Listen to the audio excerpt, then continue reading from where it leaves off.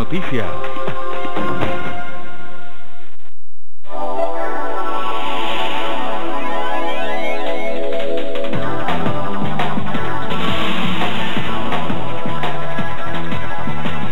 Continuamos con más de Entre Noticias, volvemos a cambiar de tema, vamos a hablar de adicción digital de los adolescentes o el adolescente 2.0. Para ello se encuentra con nosotros Saturnina Clemente, pediatra especialista en adolescentes, y muchas veces sin darse cuenta los jóvenes pasan horas y horas y horas sentados en la computadora sin darse cuenta que esto tal vez puede ser nocivo para su salud.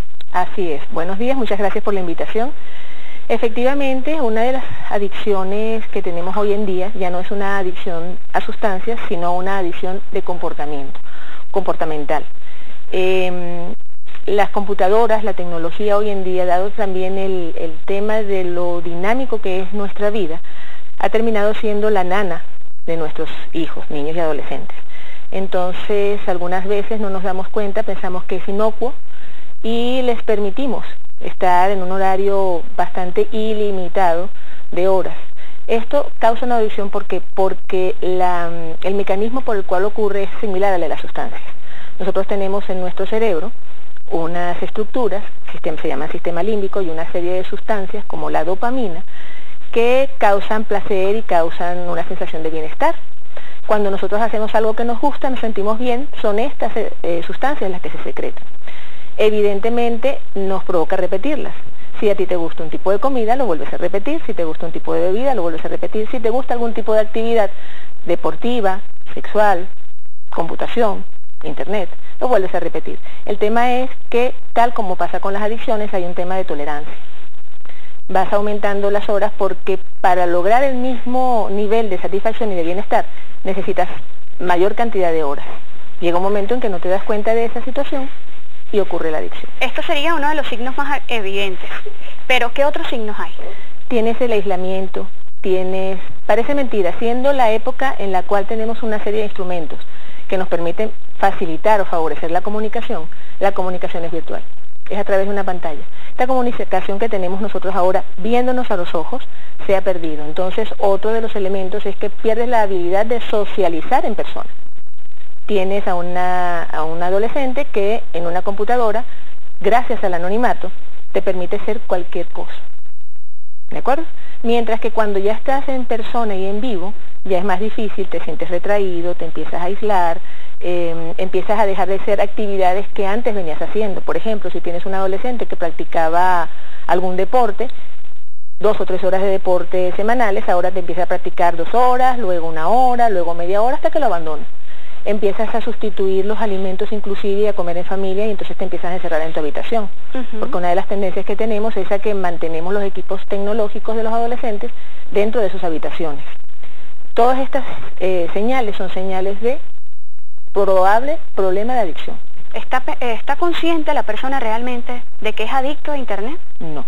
No, y esa es otra de las situaciones. Ocurre como con el alcohol o las drogas. La persona, tú empiezas a decirle, mira, tienes una situación en la cual estás prolongando el tiempo en Internet, en las redes, y eso puede causar un problema. No, tranquilo, yo lo puedo controlar. Yo lo dejo cuando quiera. Yo no tengo ningún problema en apartarme de mis aparatos electrónicos. Y no es así. De hecho, hay una situación que se llama nomofobia, que es el miedo o la fobia a no tener el celular o el móvil contigo.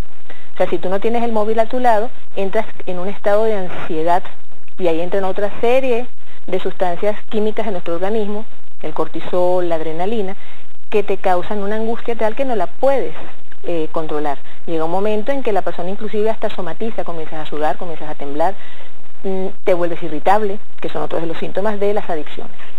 Esto por parte de las personas adictas o de estos jóvenes adictos. Pero hay padres que justifican ese tipo de actividades de sus hijos. Por ejemplo, yo prefiero que esté sentado en la computadora a que salga a la calle. ¿Qué decirle a esos padres también? ¿Cómo debe un padre darse cuenta de que su hijo es adicto a Internet, es adicto a los juegos de computadora, es adicto al Play, por ejemplo? Tenemos que ser más comunicativos con nuestros hijos, tenemos que planificar nuestra vida. Yo entiendo muchas veces, y tal como está nuestra situación hoy en día, que tenemos que trabajar, que le dedicamos muchas más horas, pero no solamente es la cantidad, sino la calidad de tiempo que le dedicamos a nuestros hijos. Cuando mejoramos la comunicación, cuando los escuchamos, cuando ponemos límites y normas disciplinarias con afecto, probablemente eso va a mejorar. Cuando buscamos otras actividades distintas a la computadora, que la computadora o el televisor, la tecnología en general no se vuelva la nana de nuestros hijos, no se vuelva el cuidador de nuestros hijos. Buscamos actividades recreativas que además les gusten. Los adolescentes en este momento tienden a buscar muchas actividades probándose a sí mismos que les gusta. Algunas veces nosotros los inscribimos en las actividades que a nosotros como adultos nos gustan. Es decir, a lo mejor yo en mi adolescencia quise ser bailarina de ballet, pero nunca pude ser bailarina de ballet, entonces tengo a una hija hermosa, preciosa, delgada, esbelta, y la inscribo, y a lo mejor a ella no le gusta el ballet, lo que le gusta es el deporte. Entonces es escuchar qué les gusta. A lo mejor cuando le inscribo un deporte, ese deporte no le gusta más otro, va tanteando hasta que llega a, digo deporte como puedo decir, exactamente, puedo decir cualquier actividad hasta que encuentre. Entonces es un poco no pensar solamente en el tema de la tecnología, sino hay otros sitios y otros espacios donde pueden estar nuestros hijos que no están pegados a una pantalla. Es buscar esas alternativas. ¿Cuántas horas son las necesarias? No debería ser más de 45 minutos, una hora. Debería estar supervisado. Fíjate que no digo vigilado. Vigilar es un tema así como policial, ¿sabes? Como que te sientes acorralado. La idea es acompañar, supervisar, usar la computadora con un control parental. ¿Qué actividades tienes? Hoy en día las maestras mandan, tengo amigas que tienen a sus chicos en el colegio, tengo pacientes que tienen a sus chicos en el colegio, hay un club de WhatsApp de padres y maestros y mandan las tareas por WhatsApp. Es una herramienta, ¿cierto? Pero, y por correo electrónico. Entonces, ¿cuánto tiempo le dedico yo a las tareas? ¿Cuánto tiempo le dedico a las redes sociales? La mensajería de texto es diaria. Y si ves los pulgares de esos muchachos, y los índices de esos muchachos son súper veloces, porque además ellos son lo que llaman nativos digitales. Ellos nacieron con la tecnología, no conciben un mundo sin computadora. Cuando nosotros le contamos que en mi época la computadora no existía, cuando yo nací, ¿ok? No se me cae la cédula. Evidentemente no lo conciben. Cuando tú le enseñas un teléfono de disco a un muchacho de 12 años, te dice, ¿qué es eso? ¿Qué es ese artefacto? Porque nunca han visto un teléfono así. Entonces, todo eso es importante considerar. ¿Qué alternativas tienen las personas adictas? Mira, hay ayudas evidentemente desde la parte de la especialidad en adolescencia, donde se identifica si la adicción es real o estamos empezando el camino, y evidentemente el apoyo psicológico. O sea, es muy importante, aquí tenemos psicólogos, una de las personas que está dentro del panel que nos va a acompañar, con quien vamos a trabajar el día 24 de mayo en el Eurobuilding, en el Salón Plaza Real A partir de las 8 de la mañana. Trabaja el tema de las adicciones. Entonces, lo importante es observar cómo está el comportamiento de nuestros hijos. Si hay algún cambio, si empieza a tender a aislarse, a meterse muchas horas en su habitación, si deja de hablar con sus padres, si lo que habitualmente viene realizando lo deja de realizar, entonces ya eso es una luz amarilla, ya eso es como un semáforo, hay una alarma. Vamos a conversar, vamos a buscar ayuda. Generalmente se puede buscar ayuda con los pediatras, con los médicos de adolescentes, y una vez que nosotros hacemos esa primera entrevista y esa primera evaluación, podemos decir, mira, sí, vamos a conectarnos en nuestra red con psicólogos que tratan el tema de la adicción a las redes o a cualquier tipo de adicción. ¿Es bueno o recomendable que los padres tengan acceso directa a la información de los jóvenes que está en Internet? En un principio sí, yo pienso que... es decir, deben tener las contraseñas, por ejemplo, de páginas como Facebook, Twitter. Es recomendable, es muy recomendable, y eso no significa que viole su privacidad, eso significa una supervisión. ¿Hasta qué edad debe ser esa supervisión? La madurez del cerebro comienza evidentemente desde que nacemos, pero se alcanza hasta aproximadamente los 20 años. Es decir, nuestro cerebro, la parte reflexiva que se encuentra en el área frontal, en el neocórtex, se llama así, no termina de madurar hasta aproximadamente 20-21 años. Entonces yo te diría que prácticamente entre los 17 y 18 años ya podemos empezar a darles un espacio más privado, porque empiezan ellos a controlar sus impulsos, porque su cerebro se encuentra más desarrollado y más maduro. La época más difícil es lo que nosotros llamamos la adolescencia media, que se encuentra entre los 15 y los 17 años. Es la época en que el adolescente es rebelde, es omnipotente, es invulnerable, es retador, los adultos no tienen razón. Te pongo un ejemplo muy sencillo, tú le dices a tu hijo, no me gusta cómo estás vestido, esa ropa es inadecuada, y te va a decir que no, que sale igualito. Cuando está afuera y sus compañeros le dicen que a dónde va vestido así, se devuelve y se cambia. ¿Okay? Entonces esa es la época quizás de mayor supervisión, porque además de entre los 10 y los 13 años, que es la adolescencia temprana, todavía está muy cerca de los padres. Todavía hay un poquito de menos rebeldía. Empieza a florecer, pero hay menos rebeldía. Ahora ya entre los 14, 15, 16 años, 17, ese adolescente que ya me siento grande, ya yo soy adulto, ya me quiero parecer a los de mi misma edad. 18, 19, 20, ya comienzas a caminar el sendero de la adultez. Doctora, hay otro tema que es fundamental en esta materia y son los huérfanos digitales, pero de eso vamos a hablar al regreso. Nos vamos a la pausa y ya volvemos con más.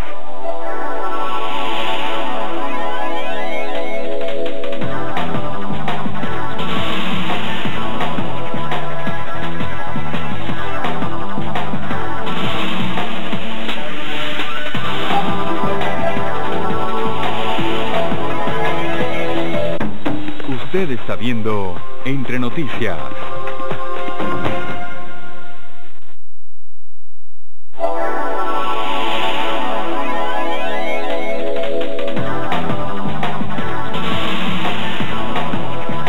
Seguimos con más de Entre Noticias. Recuerden que ustedes pueden participar con nosotros a través de nuestra cuenta en Twitter, @EntreNoticiasEB, para hacernos llegar todos sus comentarios y dudas con respecto a este tema que estamos abordando, que es la adicción digital de los adolescentes o el adolescente 2.0. Doctora, dejamos al aire una incógnita. Los huérfanos digitales. Nosotros continuamos en compañía de Saturnina Clemente, es médico pediatra y especialista en adolescentes. Los huérfanos digitales son estos niños y adolescentes que están conectados a las redes sociales e internet sin el acompañamiento de un adulto, en este caso especial padres, madres o representantes o responsables, como dice nuestra Constitución, nuestras leyes.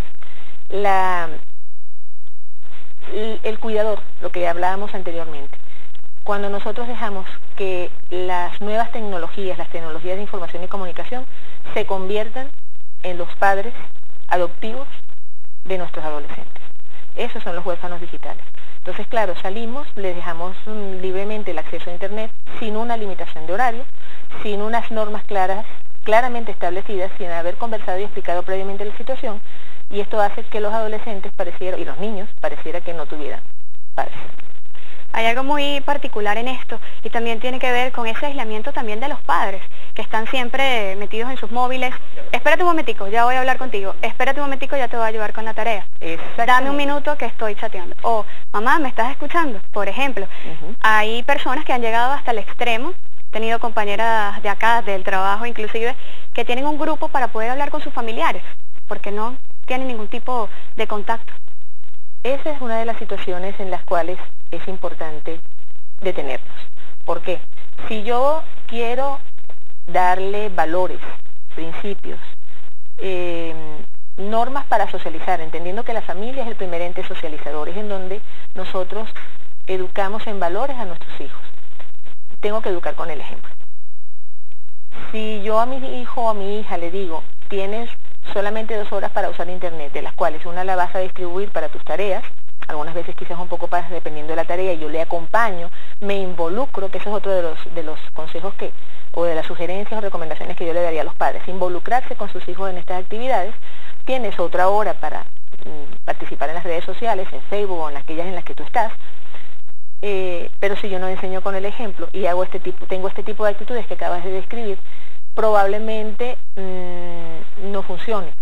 Y el argumento de yo lo hago porque soy adulto no funciona. Precisamente por ser adulto es que tengo que tener la conciencia y la prevención de no volverme adicto, porque la adicción no solamente afecta a niños y adolescentes, también nos afecta a nosotros como adultos. La tecnología ha invadido nuestros hogares, pero es que es inevitable no utilizarla. Hay que tener conciencia. Así es. La tecnología no es buena ni es mala. La tecnología es una herramienta. El problema es cómo la usamos. ¿Cómo vamos a usar esa herramienta? ¿Para qué la vamos a usar? Si nosotros lo tenemos como un medio de comunicación, como un medio de información, como un medio de búsqueda de noticias, quizás cuando tenemos familiares lejanos, en otro país, en otro lugar, dentro del mismo país, pero en sitios a los cuales no podemos acceder físicamente, se justifica, pero si vivimos en el mismo edificio o en la misma urbanización, lo que te comentaba al principio, o sea, ya va a levantar el teléfono y hablar, vamos a encontrarnos el fin de semana, como está tu horario, vamos a tomarnos un café, vamos a vernos a la cara. Tratar de dejar los teléfonos en la casa. Exactamente, fíjate que te dije levantar el teléfono, no agarrar el celular. Usar esa expresión del teléfono fijo. Planificar una actividad al aire libre, una actividad recreativa, una actividad familiar, una merienda en el Parque del Este, una salida a una playa, una reunión familiar en casa de alguien, que nos permita ese contacto persona a persona, que estreche nuestros lazos. Eso es lo que tenemos que tratar de rescatar. La tecnología está allí, pero como una herramienta, que es muy útil, pero no es indispensable para vivir ni para sobrevivir. Háblenos un poco sobre esta actividad que van a estar realizando próximamente para darle lectura a estos tweets que nos llegan a través de nuestra cuenta. Ok, el día martes 24 de mayo vamos a estar en el Eurobuilding a partir de las 8 de la mañana y hasta las 12, en el marco del Congreso de la Sociedad de Pediatría. Arcos Dorados, McDonald's Venezuela nos está patrocinando junto con la Sociedad Venezolana de Pediatría y Puericultura una actividad que se llama Adolescentes 2.0. Somos 5 personas que vamos a estar compartiendo con las familias. Están invitados, es gratuito, al final se va a entregar un certificado, empieza a las 8 de la mañana, tanto padres como adolescentes, como educadores, como cualquier persona de la comunidad que quiera acercarse. La idea es compartir un poco lo que nosotros hemos percibido de lo que está ocurriendo con las adicciones y de alguna manera recibir esa retroalimentación de quienes están allí, las inquietudes para tratar de, en la medida de nuestras posibilidades, ayudarlos.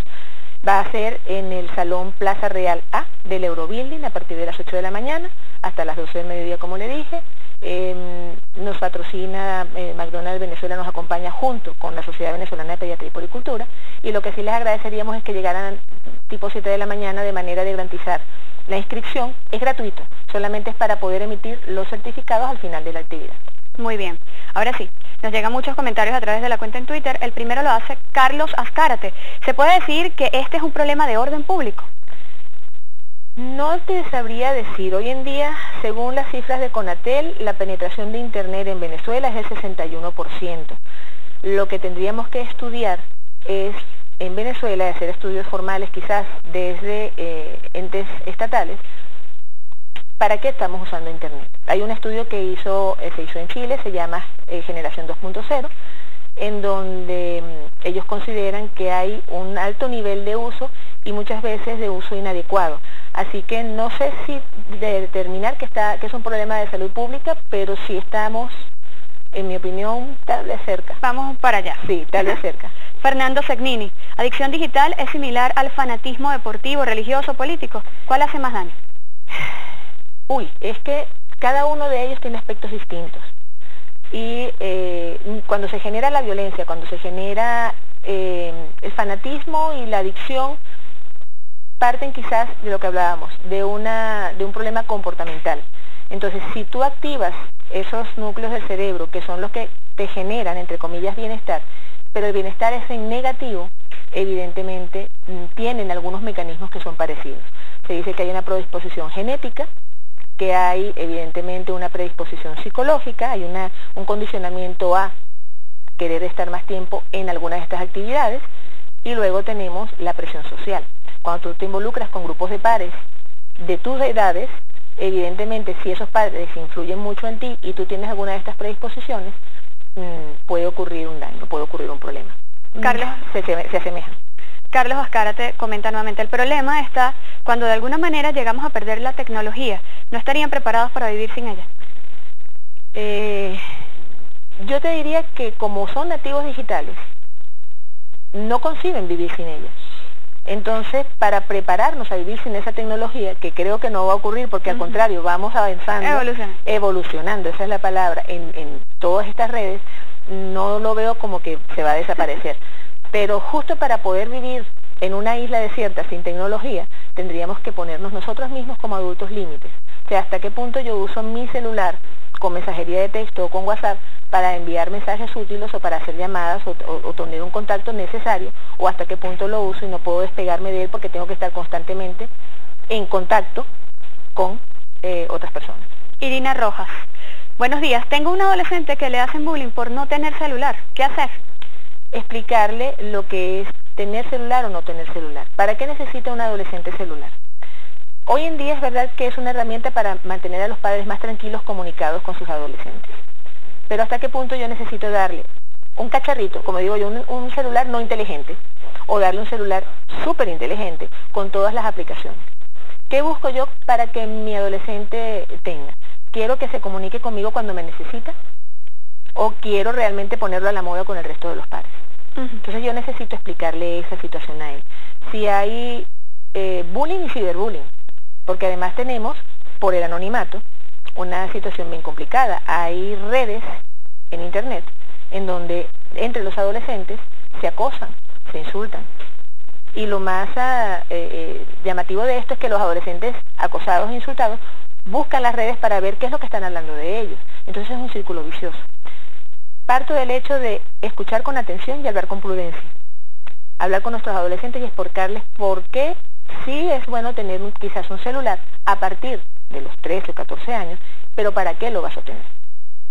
Si es para mantenerte comunicado con tus padres o con tu círculo porque lo necesitas, ¿ok? Porque en algún momento, muchas veces nosotros decimos, es que queremos controlar a nuestros hijos donde están. Es que la idea es que nuestros hijos tengan también un medio de comunicación para pedirnos ayuda cuando la necesitan. Ahí es donde tenemos que explicarlo. Otro de los comentarios lo hace Iskander Camargo, buen tema, el que se está abordando en este momento en Entre Noticias GB. La nomofobia y los niños nativos digitales, muy interesante. Otro de los comentarios, Chela Pérez, los grupos familiares en WhatsApp no son malos. Algunos están en otras ciudades y no hay recursos. Lo que conversábamos ahora hace un momento. Si estamos en otro país, si estamos en otras ciudades, no podemos viajar, están estas limitaciones que tenemos en nuestro entorno, pues evidentemente un grupo de WhatsApp nos acerca, un Skype nos acerca, una videoconferencia nos acerca.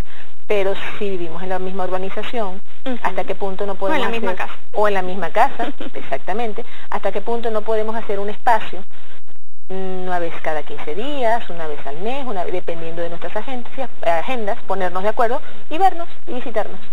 Doctora, muchísimas gracias por habernos acompañado. Por favor, sus contactos. Bueno, tengo mi servicio. Yo trabajo en el Hospital de Niños JM de Los Ríos. El teléfono es 0212-576-5623. Mi correo electrónico, saturcg@gmail.com y por Twitter, @saturcg. Muchísimas gracias por habernos acompañado. Nos vamos a la pausa y ya regresamos con más.